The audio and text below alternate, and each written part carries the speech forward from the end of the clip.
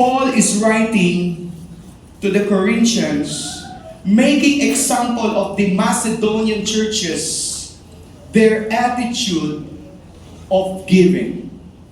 And now, brothers and sisters, we want you to know about the grace that God has given the Macedonian churches. Churches, ibig sabihin marami po ito, Thessalonica, Berea, and so on and so forth.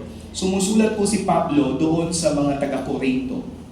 Ini-example niya ang mga simbahan sa sa Macedonia. Verse 2, in the midst of a very severe trial, their overflowing joy and their extreme poverty welled up in rich generosity.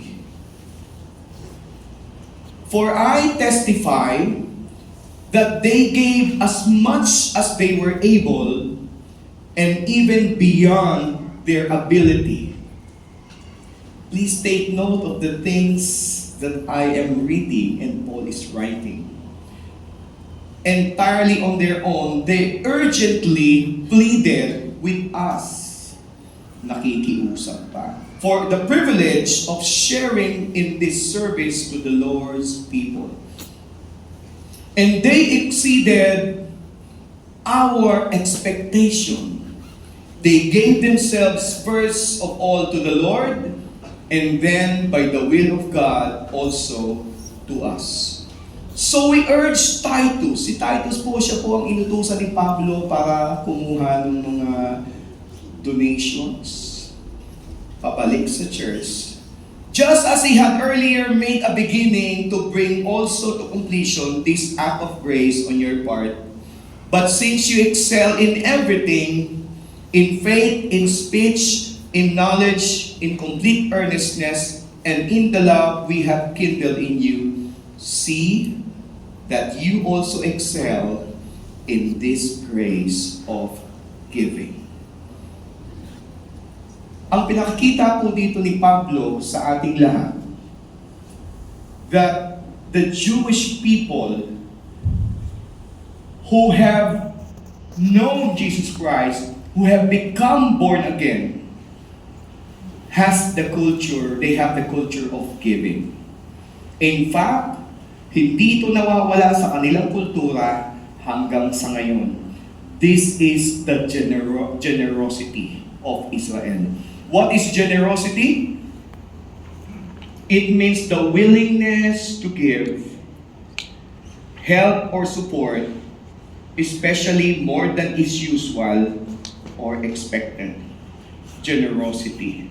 Yung mga bagay na iyong ibinibigay at para sa iba, higit pa sa kinakailangan o sa capacity mo. And that is generosity. And I hope that this generation is not only a generation of I, me, myself, but this is a generation G, which is the generation of givers.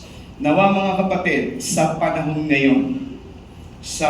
ngayon, matutunan nating mahalin ang ating kapwa, ang ating bansa, at ang ating Diyos. Please bow down your head and close your eyes as we come into the presence of the Lord. Father God, we come to you in faith. We know that it is because of your generosity that we are living in these times of joy, even though we are in trials. Lord, help us understand this and allow us to have this culture of generosity even in this generation. Pagpalain ng bawat isa sa oras na ito. This we pray in Jesus' name. And everyone say, Amen. Palakpakan natin ang Panginoon. Yung palakpak na excited sa ating topic na ito. Amen. Hallelujah. Generosity. Alam niyo po ba sa Bible, merong mga comparison, ilang beses ginamit ang mga salita in the Bible. The word believe has been said 272 times. In pray has been said 371 times. Love has been mentioned 714 times. The word give has been mentioned 2,000 162 times. Ganyan ang bibigay ng emphasis ang Lord sa giving. Opo, the word give has been mentioned. Diyan nagbibigay ng emphasis ang Lord sa generosity. Generosity, as I have taught everyone nung una kong preaching, it's called tzedakah, which means justice. Our money is given by the Lord. When you spend it, you give justice to it. Sapagkat pinapaalala sa atin ng Panginoon, may mga taong nahihirapan. If you want to give justice to your money, portion of it goes to the needy. That's how you give justice. Kasi sa portion na binibigay sa atin ng Panginoon, kung ang Diyos iniisip ang mga nangangailangan, hindi lang ikaw yun. May mga taong nangangailangan, gagawin kang daluyan ng Panginoon Diyos. And generosity can become a culture, just like what is happening in Israel, if they practice it regularly and done passionately. Kaya nga naman mga kapatid, hindi po ako mahihiya, hindi ako matatakot na ituro po ito sa ating lahat. Though, I don't know what's going on to you, baka sabihin natin, oh, lumahirap na ako kulang na ako diba? Pero hindi kapatid. Ayokong mamiss mo ang tinuturo ng Diyos about generosity, because generosity is the key, susi, para taluyan ka ng pagpapala nagmumula sa Panginoon Diyos. Amen po ba doon? So what can generosity do to us? Okay, what can generosity do to us? It eliminates greed from our hearts. Sa panahon ngayon mga kapatid, in this generation, I, me, myself, in fact, kung titingnan mo po ang survey, more than half of the millennials today are saying to themselves, okay lang magdamot. Kasi akin naman talaga lahat naman ay pinaghirapan ko. And hindi nila napapansin na when they look at the Bible, it's greediness.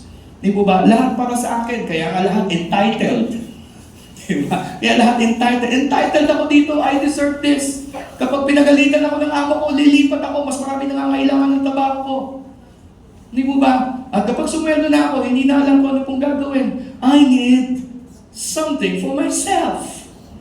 Lahat ganon. Di po ba? It eliminates greed from our hearts. At kapag wala na, malungkot na. Diba? Malungkot na. Pansinin po natin dito po sa 2 Corinthians chapter 2 verse 3, anong klaseng kultura meron sila? In the midst of very severe trial, their overflowing joy and their extreme poverty welled up in rich generosity.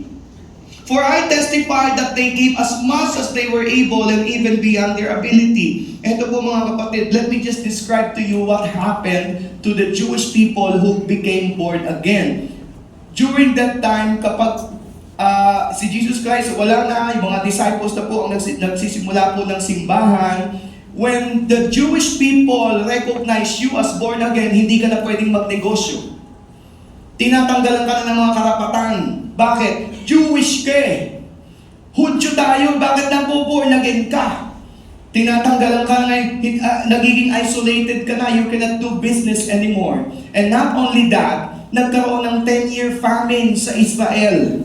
Apektadong-apektado ang Judea and Jerusalem. That is why the church became so poor, and even those Jewish born again who are scattered in Corinthians and Macedonia, they became poor also. Imagine, doon sa sarili nilang bansa, they are cast out, lalo pa doon sa iba't ibang mga bansa ng mga pagan religions, anong born again? Paano kung makakapagnegosyo? Matinding-matindi po ang kanilang recognition pagdating sa religion during that time. So kaya pala sabi dito, in the midst of a very severe trial, what were they doing? Ito pa ang kultura po nila. They want to help the church in Jerusalem.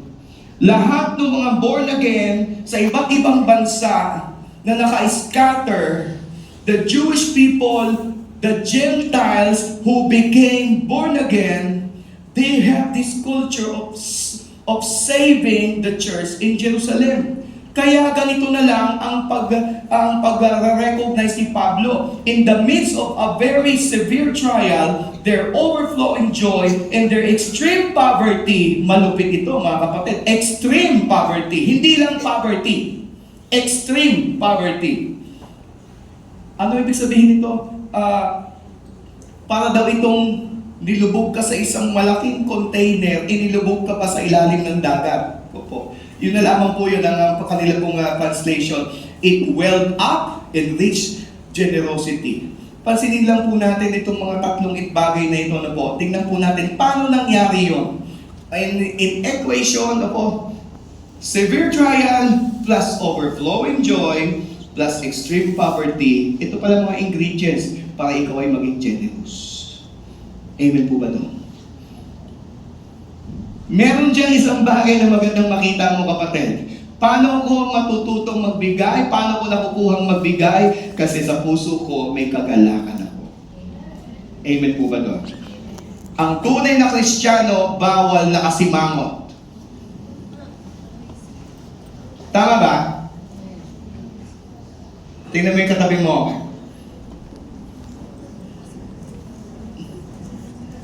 Ang tunay na Kristiyano, kahit nahihirapan, hindi sisimangot yan. Bakit? May kagalakan yan dahil kay Kristo Jesus. Amen po ba doon? Sige nga. Yung mga ayaw nang sumimangot simula ngayon. Di ba? Yung sumisimangot lang para hindi lapitan. Di ba? Totoo. Overflowing joy. Di mo ba? Kaya pansin mo, kahit may pinagdadaanan, kahit may sakit, di mo ba? Kahit may problema. Sana maging kultura natin ito. Di ba? In fact, sa totoo lang, the more na nagkakaproblema ka, the more na dapat makipag-usap ka. Tama ba yun? Huwag kang mag-isolate. The more na nagkakaproblema ka, the more na kinakapos ka. Sabihin mo sa sarili mo, Jesus is enough for me. Amen. He will provide all of my needs. Hallelujah. Kaya nga maganda maging kultura. Kung ikaw may dumadaan sa trial, kung ikaw dumadaan sa severe poverty, huwag mong kalilimutan magpasalamat pa rin sa Panginoon. Amen. There are many things to be thankful for. Alam mo kapatid, yan lamang hinihintay sa atin ng Panginoon. Magpasalamat ka, bakit buhay ka pa? Ibig sabihin, ang Diyos may gagawin pang maganda sa buhay mo. Amen? Alam pa natin ng Panginoon, what can generosity do for us? If you become thankful, sa totoo lang, mas lalong lalalim ang relasyon mo sa Panginoon. Kasi ang tunay na generosity nagsisimula sa puso. Hindi yan na iuutos, hindi yan na pag-aaralan. Kinakailangan kapatid, kung mayroon kang Kristo sa puso, maluwag ang iyong pagbibigay. Amen. Hindi ko lang binabanggit dito yung laman ng iyong bulsa. Kahit oras mo, talent mo, di ba? Provision mo, isip mo, ikaya mong ibigay. At sana kapatid, kung talagang si Lord ang mahal mo, si Lord lang ang mamahalin mo, hindi pwedeng dalawa. Sabi po dito in Matthew chapter 6 verse 24, no one can serve two masters. Either you will hate the one and love the other, or you will be devoted to the one and despise the other. You cannot serve both God and sa totoo lang, ito talaga eh. Sa totoo lang, ito talaga. Opo, hindi pwedeng Diyos at money. Minsan hindi lang natin halata. Di ba ba? Minsan hindi lang po natin halata. Kapag nawawala na ang pagtingin mo sa Panginoon, may iba ka nang tinitingnan. Maaaring hindi money, maaaring oras, maaaring atensyon, maaaring tao. Kaya totoong kanta, hindi pwedeng sana dalawang puso ko. Di ba? O sana hati ang puso ko. Di ba? Hindi pwedeng siya na lang. Dapat si Lord lang. Amen po ba doon? Sige nga, malampakan natin ang Panginoon. Hallelujah! Kasi sabi po dito, your heart will be where your treasure is. Kung saan mo binibigay. Kita mo pag meron kang minamahal talagang ginagastusan mo. Tama ba yun?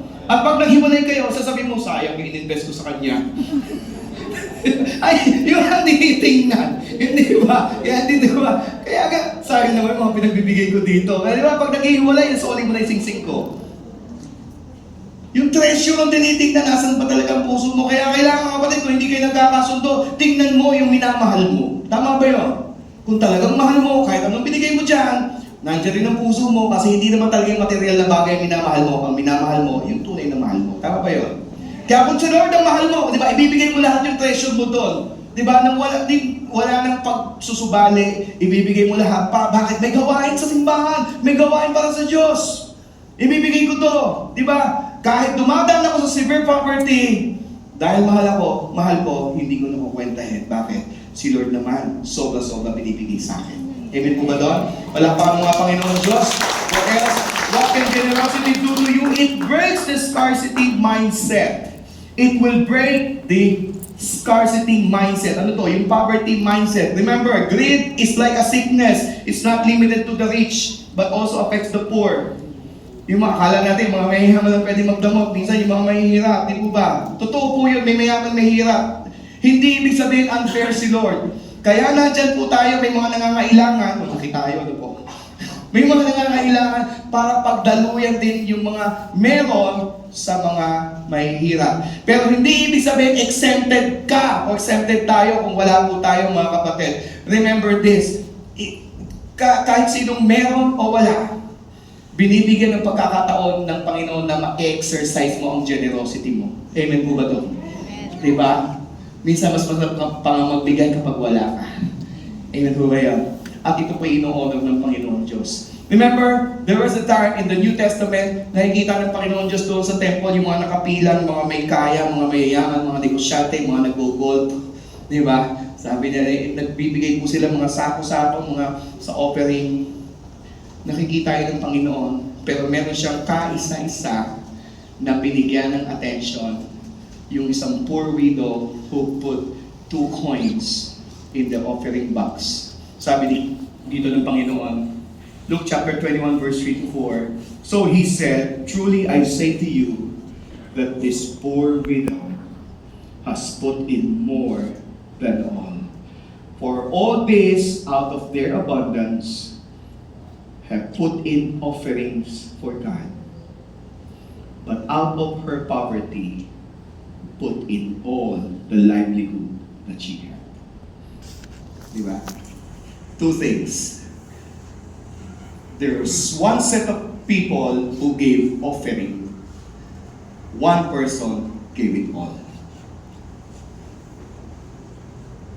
Nakukuha ba natin yun? Persons will give offering, but there's a person who will give it all. And that was the true man.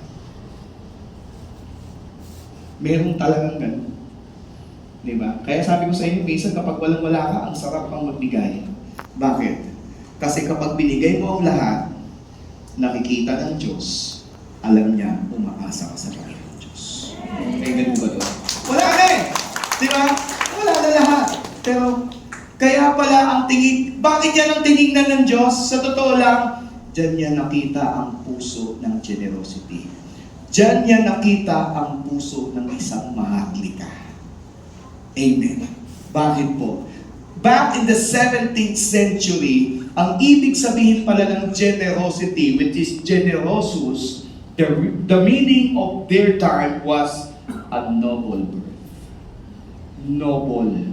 Ganyan pala yung mga maharlika. Di ba talagang hindi na, pagka sila nakitang tumutulong na sa mga mahihirap, no matter what, kahit nga yung mga prinsipe, ibibigay yung lahat-lahat niya. Di ba? Sometimes may mga story tayo nakikita, di ba? Yung mga prinsipe, mga nagmumukhang mahirap, yung nagdadamit ng mahirap, tinitingnan kung sinong tutulong, titingnan talaga kung sino yung may puso para sa mga mahihirap. Minsan tinitingnan niya yun until they found out papihira. Noble pala itong kausap ko. Diba? Tinitingnan lang niya yun. Pero ganun din talaga sa langit. Amen ba doon? Kung sino pa yung marunong, sino pa yung nahihirapan, siya yung nagbibigay, siya ang nire-recognize ng Diyos. At isa kapatid, ano po, kapag naging ganyan ang ating attitude sa generosity, kahit wala, nagbibigay ka, ang Panginoon Diyos pinagpapala. Amen po ba doon?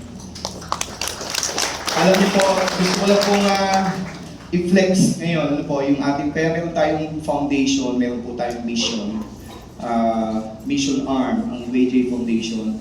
Alam niyo po, why am I so blessed to be part of this mission, ano po? Why am I so blessed to be part of this foundations? Dahil itong foundation na ito, talagang pinagpapala ng Panginoon. Last year, 5 lang ang mission.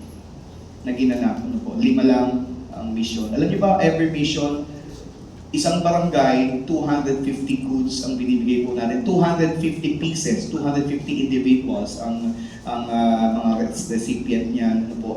At imagine, so many missions have been done nung last year at hindi po naubos ang kaba ng foundation. Amen po ba doon? Ngayon, taong ito, ilan po ang mission na nakaready po sa atin? Ano po, pakikita ko lang po sa inyo.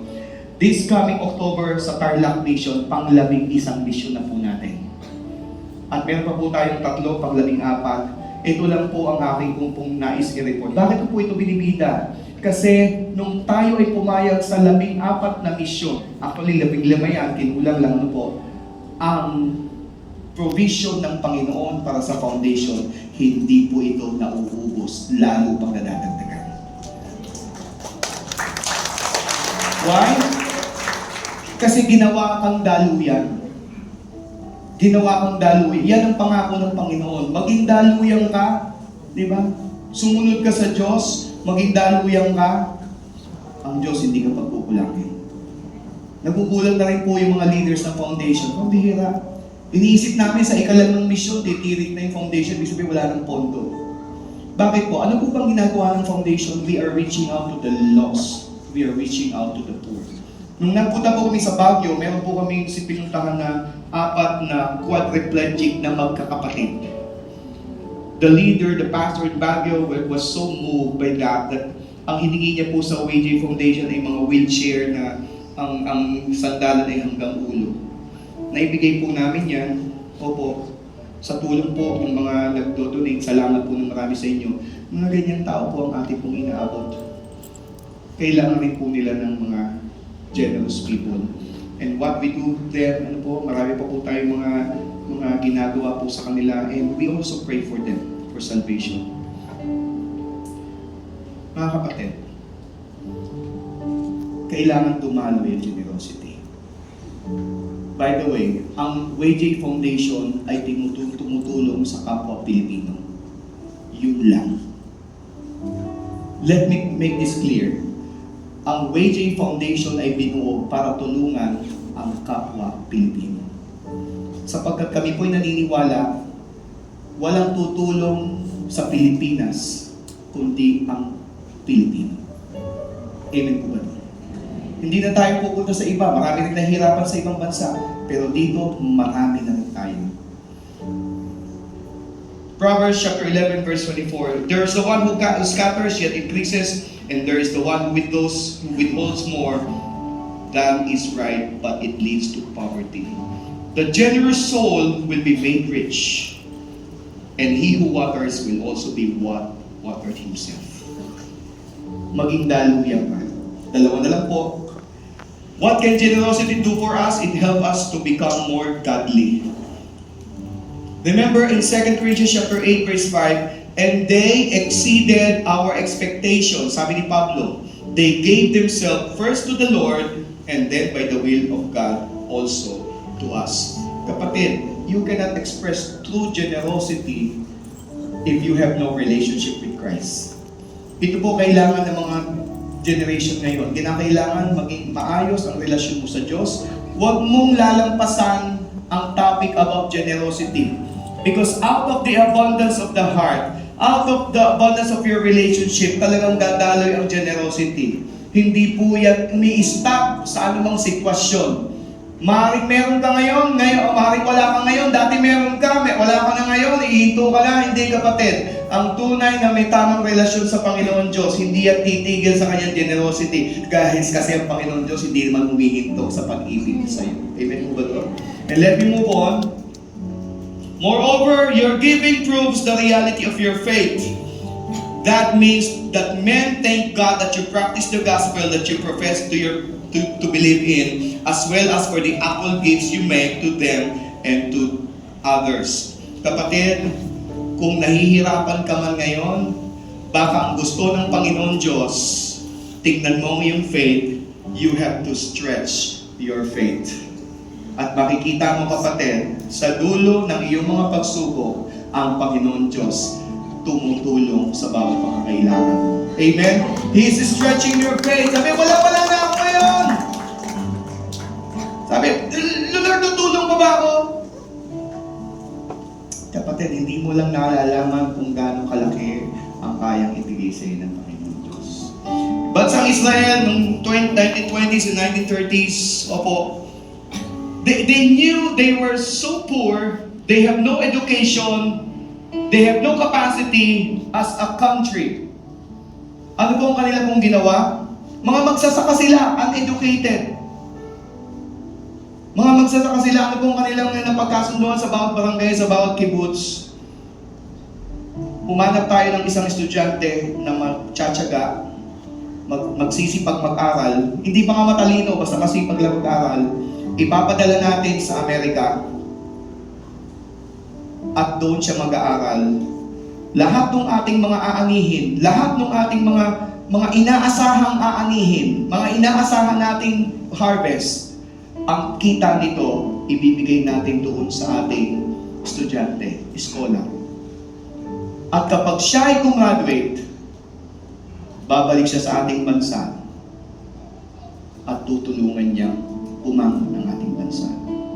It was their culture. It was their culture. Lahat sila mga walang alam. Lahat sila mga farmers. Wala sila mga alam, pero isa lang ang alam nila. Kapag ako nag-send ako ng isang mag-aaral, kababayan ko, doon sa lugar na yon, padadalan ko siya lahat to the best of our ability para pagbalik niya sa aming bansa, tutulungan naman niya ang mga estudyante para makapag-aral din. Tingnan nyo nasa ng Israel ngayon. Kaya ang Israel, kahit nakakalat sila sa all over the regions, mapapansin niyo yung mga may-aari ng mga malalaking kumpanya, mga Hudyo.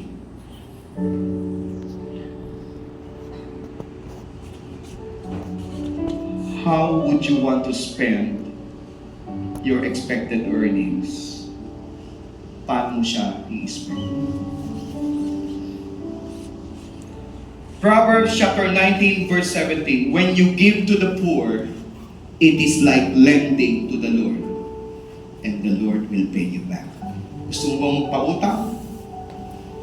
Pwede ka magpautang kay Lord when you lend to the poor. And let me tell you this, naranasan ko na, you can never outgive God.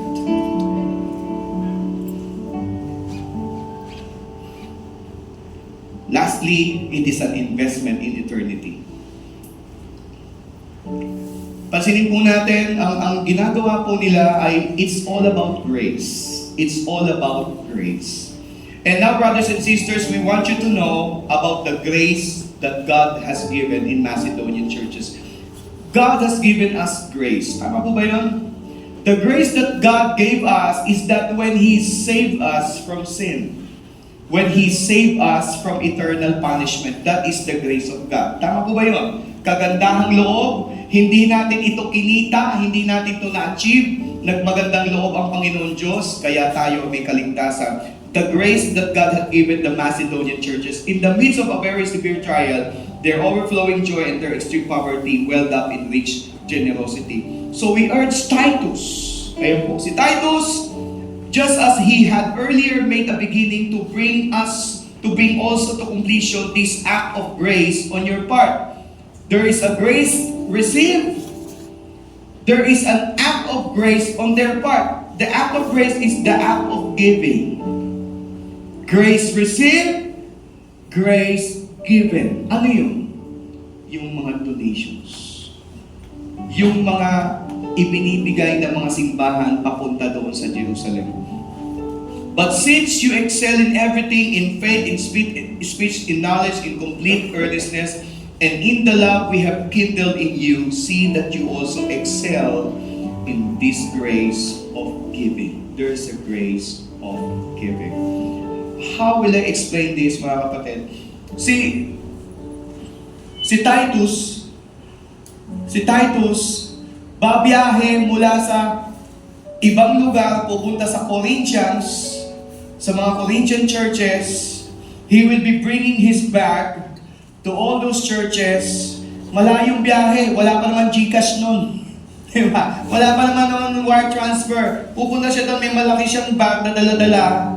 At yung mga simbahan, opo, ang gagawin nun, nandyan yung si Titus, nandyan si Brother Titus, pumunta tayo kasi pupunta yan sa Jerusalem at magdadala yan ng mga donation. Pumunta tayo, ang gagawin nila, mag-uunahan yan, maglalagayan yan, pupunuin yan. That's their culture. Gagaling sa iba't ibang mga simbahan. Bakit nila gagawin ito? Para doon sa aming simbahan sa Jerusalem. Para yan doon sa mga nahihirapan sa Jerusalem. Para yan doon sa mga anak ng Diyos na kailangan nating tulungan. Mag-uunahan pa yan. Makikiusap pa yan. Titus, kunin mo naman to. Kunin mo to. Isabay mo na to. Bakit? Kasi sa susunod na ani, meron pa yan. Si Titus, babiyahe pa ng malayo. Babiyahe pa ng malayo papunta ng Jerusalem. Babiyahe pa ng malayo, marahil may stopover pa yan kay Paul. Anong ginagawa ng simbahan? Dahil sa grace ng Panginoon, ibibigay na lang ito. Bahala na si Lord dyan. At sisiguraduhin ng Panginoon, yung grace na binigay sa Kanya, ipinasa kay Titus, makakarating, makakatulong sa simbahan sa Jerusalem. What's the point, mga kapatid? When Jesus gave His life, hindi niya rin alam kung sino po ang tatanggap nito. But He gave His life anyway. And that is the grace of God. But God, the one who saved, showed us kindness. Kind He was and how He loved us. By saving us from the punishment of sin, it was not because we worked to be right with God. It was because of His loving kindness that He washed our sins away. Kapatid, what is the grace of God? This is the grace of God. Ang Diyos, ibinigay niya ang Kanyang sarili para mabuhay ka. Nawa kapatid, sa generosity binigay ng Panginoon na libre, walang bayad, maiparating natin sa mga nangangailangan. Can we all please stand up?